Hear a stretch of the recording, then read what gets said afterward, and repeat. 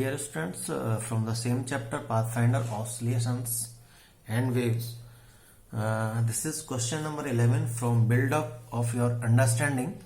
A uniform rope of linear mass density lambda is suspended from the ceiling with the help of a light spring of a force constant K. In equilibrium, a length L0 of the rope is in air and rests in a heap on the floor. As shown in figure, height of the heap is negligible. This is the height of the heap. This is negligible as compared to the length of the rope in air. This L0 from here to here, this is L0 and this is in air.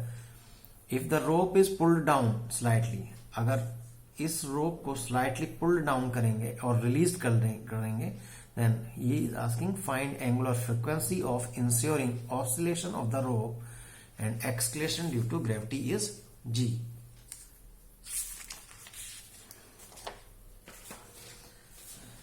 तो थोड़ा analyse करते हैं इस question को. ये spring है and this is a rope L0 in air. This is a rope and this is a spring of spring constant K.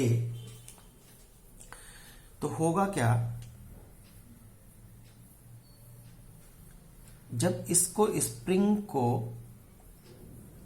अभी क्या है, स्प्रिंग और रोप है, तो अभी equilibrium position, now it is in equilibrium position. तो जब आपने रोप को हैंग किया स्प्रिंग से, तो स्प्रिंग का कुछ तो इलोंगेशन होगा ड्यू टू इट्स वेट. ठीक है, तो लेट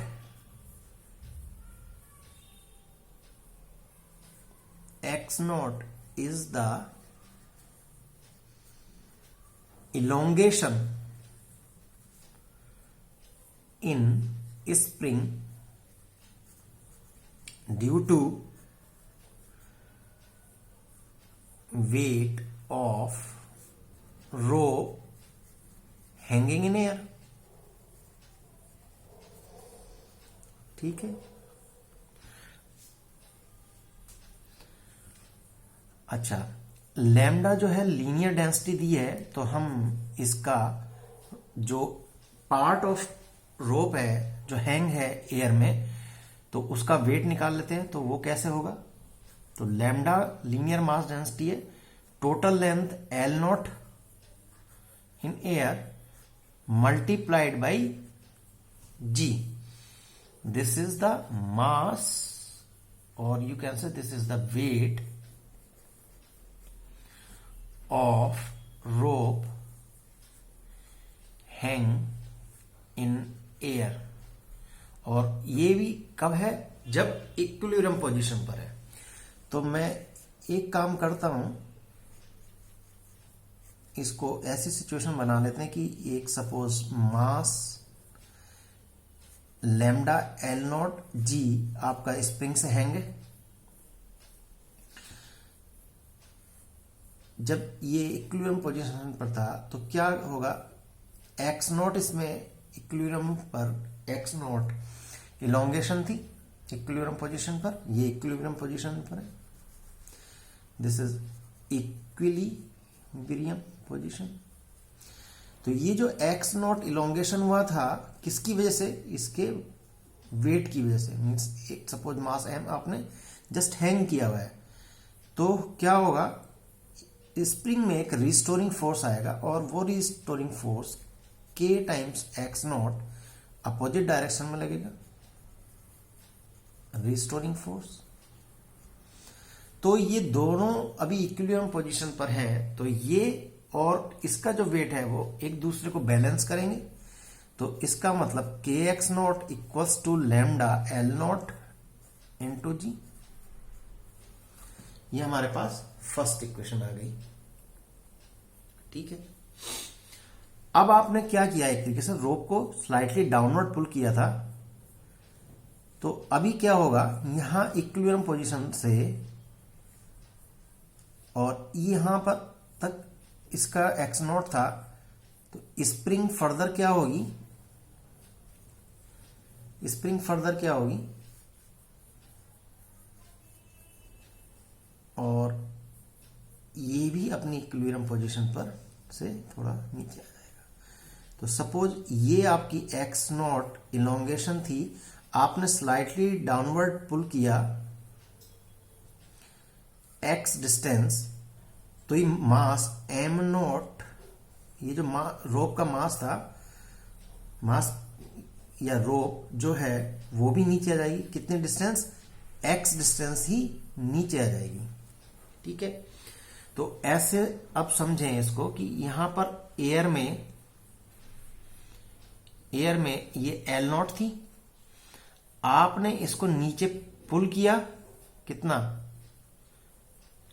एक्स, तो बाकी रोप कहां चले गई,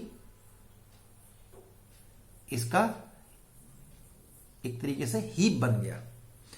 तो इफेक्टिव लेंथ अब कितनी रह गई, effective length now in air कितनी रह गई, L not minus x, L not minus x air में अब ये हो लटकी रह गई।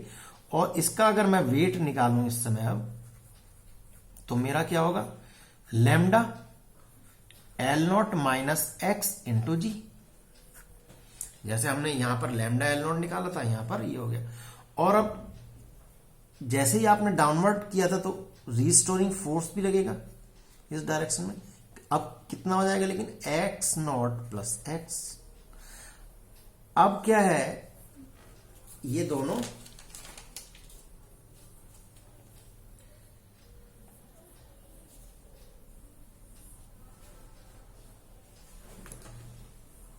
ठीक है, एक नेट रिजल्टेंट फोर्स डेवलप होगा, एक नेट रिजल्टेंट फोर्स डेवलप होगा। ठीक है, ये रीस्टोर करने की कोशिश करेगी इसको, और ये नीचे आएगा, जैसे ये नीचे आएगा फिर ये रीस्टोर करेगी, तो नेट एक फोर्स लगेगा, उस फोर्स की वजह से एक नेट फोर्स लगेगा। ठीक है, एक रिजल्टेंट फोर्स लगेगा,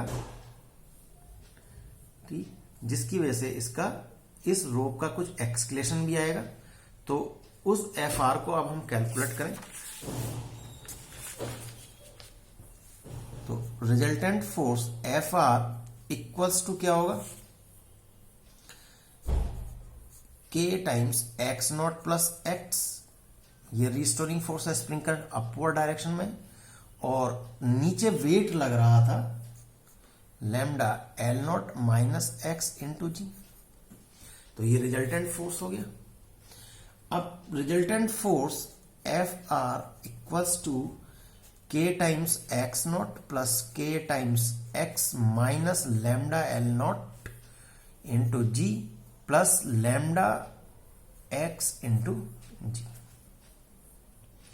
इसको थोड़ा अरेंज कर लें, के यहां से लिया और लैम्डा जी यहां से लिया इंटू एक्स, और यहां पर क्या आया, K times X not minus lambda L not into G. ठीक, एसएचएम अगर हो रहा है तो कौन देखेंगे कि इन दोनों में कौन सा टर्म हमारा एसएचएम कर रहा है। ठीक है, देखो के तो कांस्टेंट था, एक्स नॉट इनिशियली जो स्प्रिंग का इलोंगेशन था वो भी कांस्टेंट है, और ये उस समय वेट भी एयर में कांस्टेंट था। ठीक है, और इसके साथ कोई ऐसा टर्म नहीं है जो हमने अपना ये डिस्प्लेसमेंट किया था एक्स डिस्टेंस का डाउनवर्ड, वो कहां मिल रहा है हमें, इस टर्म में मिल रहा है। तो एसएचएम के लिए मेरा रिजल्टेंट टर्म क्या हो जाएगा, ए के times lambda g into x, फिर डायरेक्टली प्रोपोर्शनल टू एक्स होना चाहिए। तो फोर्स को अब हम मास इंटू एक्सक्लेशन कर लो, ठीक है। तो क्या हो जाएगा, k plus lambda g into x, और मास हमारा क्या था यहां पर, लैम्डा एल नॉट, ठीक है, into a equals to k plus lambda g into x. तो एक्सक्लेशन क्या आया यहां से निकल के, k plus lambda g divided by lambda L not into x. अगर मैं इसको a equals to omega square x, जो हमारी SHM की इक्वेशन है, उससे अगर मैं इन दोनों को कंपेयर करूं तो मेरा ओमेगा स्क्वायर क्या निकल के आ रहा है, k plus lambda g upon lambda L naught, hence this omega equals to k plus lambda g upon lambda L naught, and this is the square root, and this is the angular frequency, and this is final answer, ठीक है। Okay, thank you.